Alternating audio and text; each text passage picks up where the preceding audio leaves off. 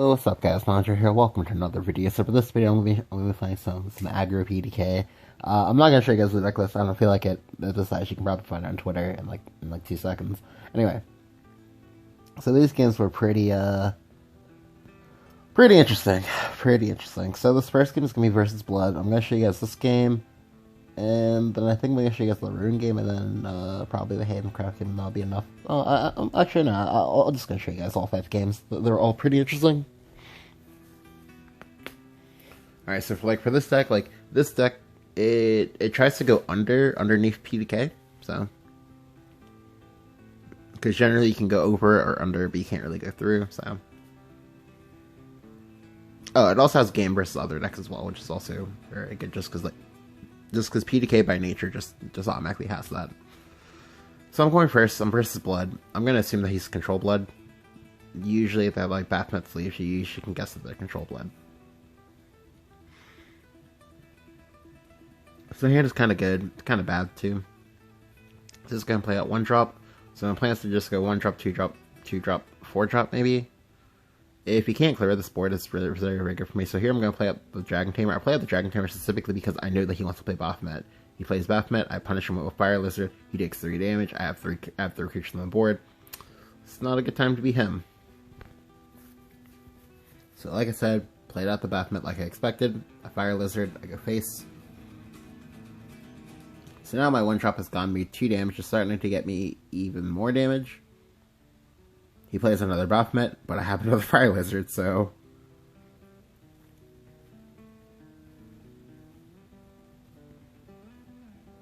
Yep, so I'm just gonna go ahead and Matilda. Into Fire Lizard. Oh, additionally, he would like to play Belfort here because he didn't play, so he can like draw cards or whatever, because he knows he's gonna play Revelation soon. But he can't, because he's at exactly 11, so he can't play Revelation here, which is pretty amusing. So here he goes Master Black Death. Master Black Death is actually pretty cumbersome because it meant that if he had if I had had Forte, I could have just gone face this turn. He goes to Revelation next turn. I go ahead and play Forte. He dies.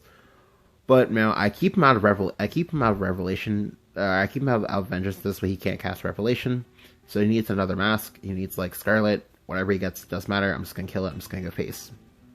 So he plays Scarlet like I expected. That's fine because I have Seek Creed.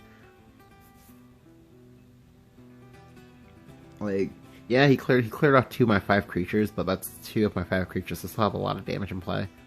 Like, I have 6 damage in play. I can drop another 7. So I'm just gonna go ahead and play Sieg. I'm gonna evolve. I make the evolve play because if he doesn't have Revelation for some reason, then like yeah, then we just get in there for damage. Oh, additionally, I know that I'm only playing 1 more Storm Unit to kill him. So he makes the Revelation play. And so here, this turn, I just play out Staircase. I don't need to make this PDK play.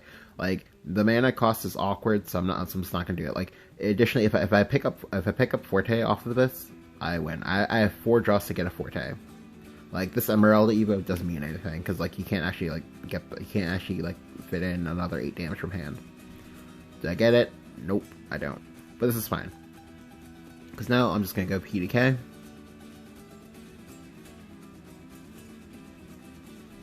Into Ayala. I make this Ayala play specifically because I know I can't kill him this turn, so I want to just go up to 10 mana this turn. Because next turn I can go PDK, Scyther, Ivory Dragon. Or, sorry. PDK, Ivory Dragon, Scyther, and that'll be enough to kill him. Unfortunately, this turn, this does mean that I also have to let him heal, because he can drain 2 of my units. But this is fine. Like, if he only heals for like 2, I kill him. He plays off Fenrir. Kills off my PDK. Like the good thing about PDK was that he had to do it that way, like because he was gonna need like more like units to do this, so he didn't get them. So yeah, I win.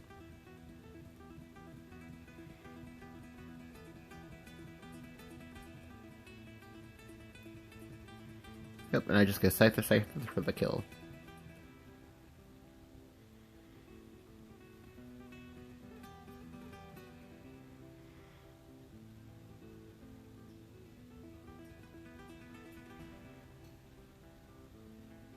Exact lethal feels great, man.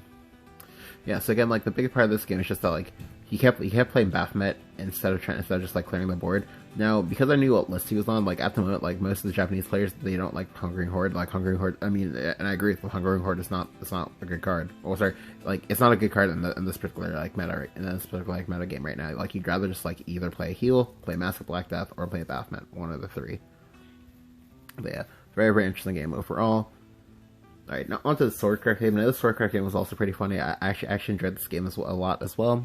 Just because this is one of the power of this deck is that like you have so much damage that you can just like threaten lethal. And even Aggro has to respect that because you just like forego the ramp altogether and you just like say, okay, well I'm basically just playing Aggro except I have like 12 finishers instead of just like your usual like 6 or 5 or something like that.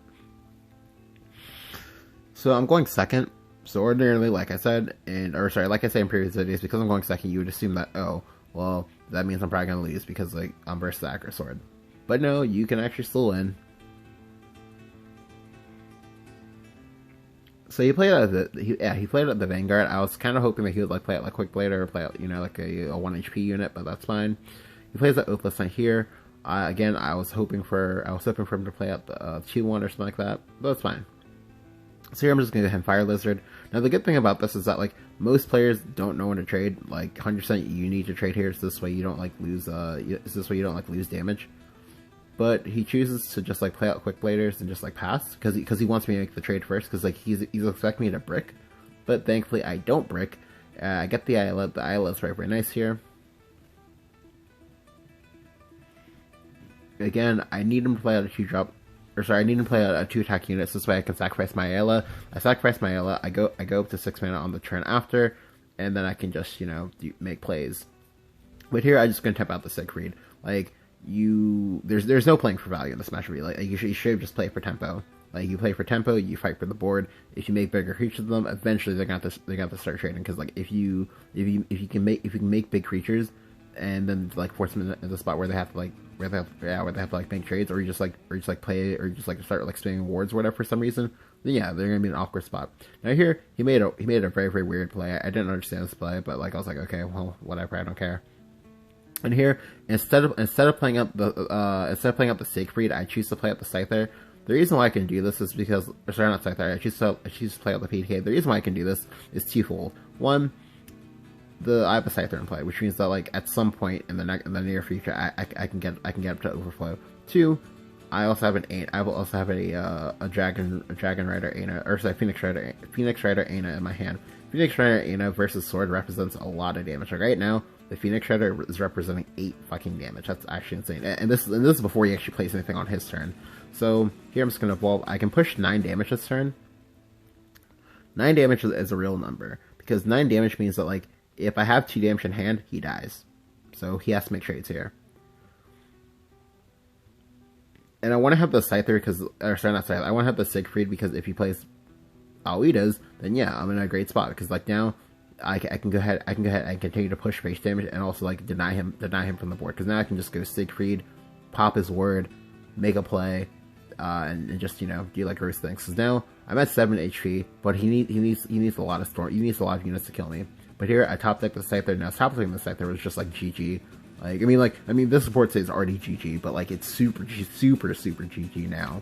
Because I can just go Siegfried, kill 2, play Scyther. Scyther gets a go face. He takes 3 damage. He loses his last creature on the board, and I'm threatening lethal again.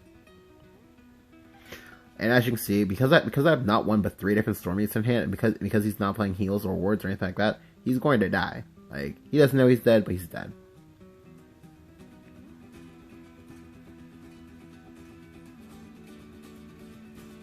Yeah.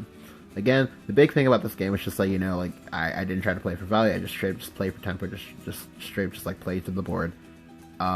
He didn't get like, you know, the best possible hand he could have gotten because like for example like there were like certain things he could have gotten, like say for example he could have had like a 3-drop or something like that. But that's one of the risks that you play when you play aggro, is that like it's that you need to have, you know, things at the top end, and there's a strong chance they can like draw those things that you'd like to have as, say, you know, like outs for as in like top decks. You can like have them early and just like, you know, brick, and that's you know, that's the thing that happens, and that's like fine. Alright, so for this next game, this game is going to be versus Runecraft. Or do I have to show this game? I don't think I do, so I'm going to skip it. So I'm just going to show you guys this Runecraft game. Now, the good thing about this deck is that, like, you have a game versus, again, you have game versus a lot of things, but in particular, like you have more game than you would as, like, say, regular PDK versus that of D-Ship, which is actually kind of relevant because, like, you play out so many, like, mid-game, like, oh, hey, take a billion damage storm units, and that's pretty cool. Alright, so I keep the Aggro Dragon, I toss back the PDK, I toss back the Scyther. Like, I want to look for Ayala. Ayala is very, very good. I also want to look for 2-drops just because I am going second, I believe. Yep, I'm going second. Ayala is very, very good when you're going second, so is having, a 2-drop. Now, this game, as well as the Haven game, tilted me really, really hard because my opponent's just like, God. Like, they opened up, like, triplicates of, like, several different annoying cards, and I was like, oh, well, unfortunate. So here, I make a greedy play. Okay, so the play I'm making, like, it doesn't immediately get punished by anything. Like, I don't mind taking this 2 damage, but I want him to take 1 damage. Like, if I make a trade and he goes Magic Missile, this is a losing play. But if I can pick up another Fire Lizard, this is a winning play. So I'm gonna go ahead and go face here. Now this play gets wrecked if he goes Kaleidoscope, but if he goes Kaleidoscope, he still has to trade. Or sorry, he's still incentivized to want to trade. But he picks up the Angelic Snipe and, like, wow. Unreal. Not like this. Baby rage. But this is fine. This is fine. So I'm just going to go ahead and play out Ayala. I play out Ayala because, like, he's most likely not going to want to trade into this, but he needs to. If he chooses not to trade into it, then that's fine. I don't care. I can just go ahead and go Dragon Summoner plus Ivory Dragon. I also didn't want to get K-glued again. That was also another concern. Here he goes for the Swordcraft. He makes the trade. This is good. So here I just gonna play Dragon Summoner. Now there was merit to me, like me just straight up just playing only the Dragon Summoner this turn, but now I'm like, okay, let me go ahead and play Matilda as well. But I hold off on playing the Ivory Dragon. Now, to be honest, I'm not quite sure if this was or wasn't a misplay, because I liked holding the Ivory Dragon just because, like, I have PDK, and this way I have fuel for my PDK. However, there's a strong chance that most likely it would have lived.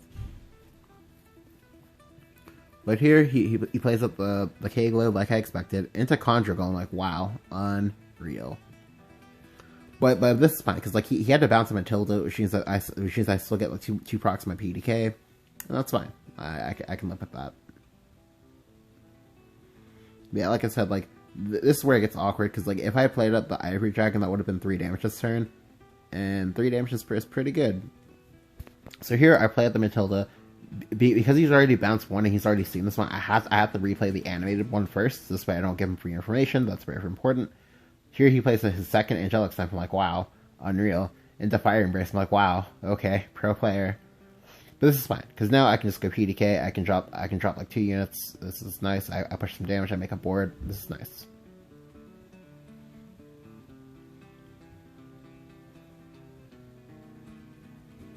Alright, so even though the Fire Lizard gives me no value here, I play out the Fire Lizard as opposed to the Ivory Dragon, because the Ivory Dragon, I can still pair it with the Ina next turn. Like, say for example, or not next turn, but the turn after.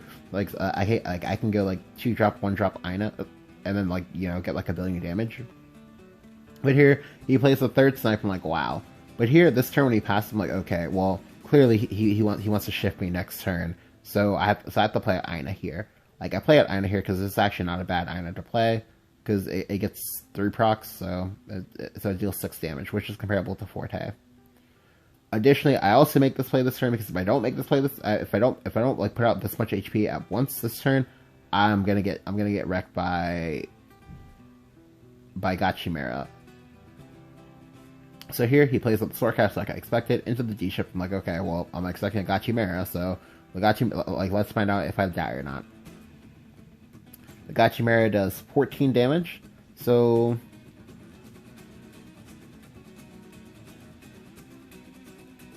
yeah, like my Ina just barely survives. Let's see. I mean, like, it wasn't enough to kill me, but it wasn't enough to, like, clear my board. But, like, he's still dead. Like he's so dead.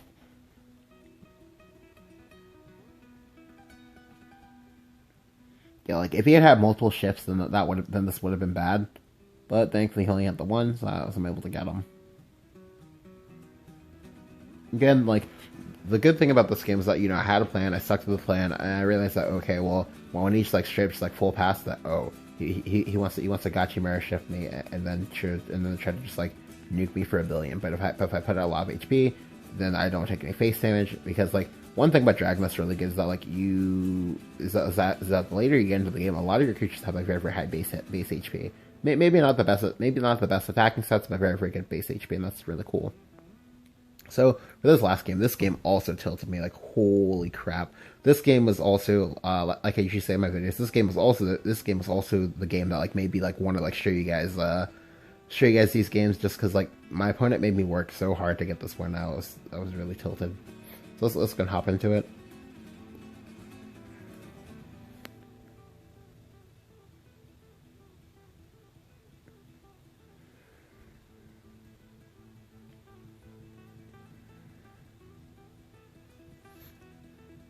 Alright, so right off the bat, you're gonna notice I'm going second. You don't want to be going second versus Haven.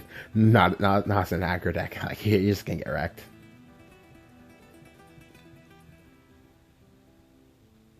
So I toss back the 3-drop and the 4-drop. I keep the Ivory. I get the Ayla. Ayla's good, but not great versus Haven. Like basically, I have to play like a 50-50 to see if I can like dodge the scripture. If I can dodge the scripture, I'll be good. I also pick up a 2-drop. That's nice because now like I motivate, I incentivize him to want to clear off one of these 2-drops. But here he plays that Snake Priestess. I'm like, okay, well this is annoying. So I'm just going to play out my Summoner here. I pick up the Dragon Tamer. I'm going to go ahead and bump it into the Snake Priestess because nothing happens until I can like clear this off. I don't want to wait till I'm able to like finally evolve before I try to clear this. All right, so this turn I go ahead and I play out Dragon Tamer. Now you might be wondering, why not just play out Ayla? Well, I know he's going to hold scripture for 1 billion years until I play out the Ayla, so I'm never playing out this Ayla. Like the turn I play out the Ayla, I want to be able to pre-evolve it if I still need mana. So here he plays out his second Priestess. I'm like, wow, unreal. Was it second Priestess? I think it's second Priestess, yeah. So I just go ahead and Siegfried it. It might have been a third Priestess actually. Yeah, pretty sure it was his third. Anyway, I go ahead and do that, and I go ahead and go face. Now this is nice because like if he wants to have Cudgel here, Cudgel will die in the trade. But here he gets Tribunal, wins the 50-50. Mind you, if he had lost that 50-50, that drastically changes everything because now he's dealing a bunch of damage for no reason. But yeah. So now I can play out Summoner. I play out the Ayla. I don't evolve the Ayla. Now by not evolving the Ayla, I play into Judge of Retribution or Cudgel. But at this point I'm like, okay, well I want that 2 face damage more than I want the ramp. Has the Judge. I'm like, wow, unreal. But this is fine. Like I have a lot of damage in my hand. I just need to find the mana to get the damage.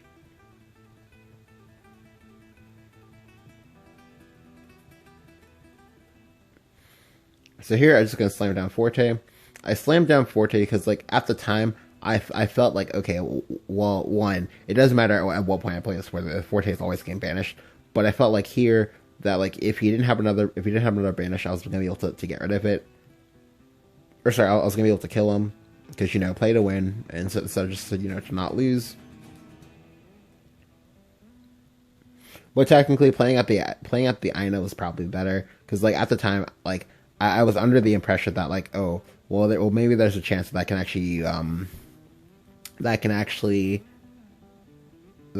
get like a bigger Ina and that'll be like great. And I mean, technically, I did get a bigger Ina, but like now I can't actually do anything because like he played out Igina. Igina is, I believe it's one of those you can't take damage things. Okay, yeah, no, subtract 3 from all damage he would take, so that's actually really great, or really great for him. Now I do win the 1 and 3, so this is nice. I get a little bit of like RNG back on my side. I play out the Ivory Dragon.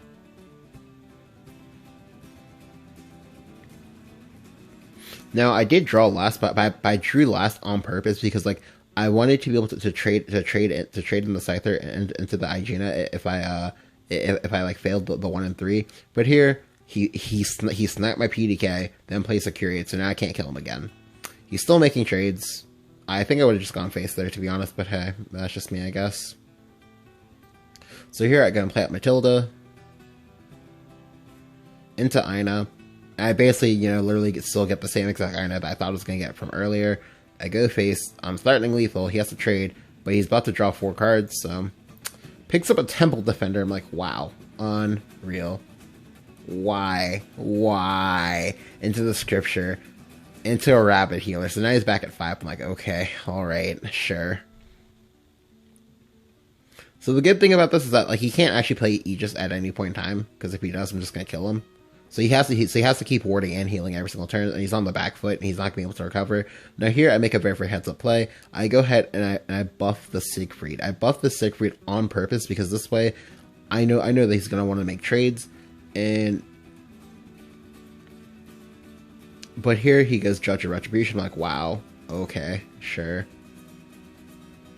Into another Scripture, I'm like, wow, not like this, not like this. Like, again, I still, like, at any point in time, if I finally get through these boards and he can't heal, I win. Like, but I just have to, you know, I just have to keep this 4 in hand, I just have to keep, like, sacking dudes and just keep making boards. I go ahead and play out the Fire Lizard here, like, the 2 damage that the Fire Lizard deals, like, from battle damage is much more important than the 1 damage it deals from effect damage. Like, at this point, like, it's basically just like, oh, can I get him to stop playing wards? Can I get him to stop healing? Here, when he played the Themis, I was like, cool, I got him. Like, this game tilted me really hard. Yeah. But I'm able to take it. I'm able to win. Now, again, like, the good part of this game, which is that, like, you know, just, like, spacing out threats, just, like, realizing, okay, well, in what order do I have to, like, play out these things? Like, yeah, because, like, he made me work. Like, he put me through the grinder. Like, I think I'm pretty sure he played all three Snake Priests. Now, I don't remember for sure, just because, like, the game tilts me a lot. But yeah, like, sometimes lucky. But anyway, if you enjoyed the video, go and leave a like and hit the subscribe button. Let me know what you think about PDK. Yes, you can tell me that you hate it down in the comments below. Thank you guys for watching. I'll catch you guys next time. See ya.